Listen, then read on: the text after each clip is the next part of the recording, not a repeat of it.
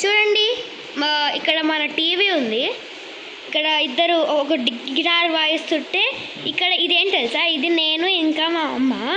so